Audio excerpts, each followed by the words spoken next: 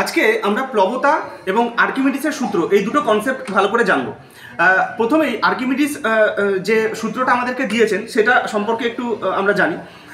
Archimedes বলেছেন কোনো বস্তুকে আমরা যদি আংশিক বলে মানে হচ্ছে হালকা নিমজ্জন করি, মানে পুরোটা যদি নিমজ্জন না করি বা পুরোটা নিমজ্জিত করে দিই, মানে যদি আমরা কোনো বস্তুকে আংশিক কিংবা সম্পূর্ণ নিমজ্জিত করি তাহলে বস্তুটির ওজনটা না হালকা বলে মনে হয়, কিছুটা ওজন হ্রাস পেয়ে যায়। এটা এটা মানে এই কারণেই হয় যে ওই বস্তুটি যখন ওই তরলের মধ্যে প্রবেশ করছে তখন কিছুটা জায়গা সরিয়ে ও ওই তরলের মধ্যে প্রবেশ করছে। ও যতটা জায়গা সরিয়ে ওই ভেতরে প্রবেশ করলো ওর ওজন ততটাই হ্রাস ঘটে। ঠিক আছে, বুঝতে পারলাম। এবার প্লবতা বিষয়টা কি?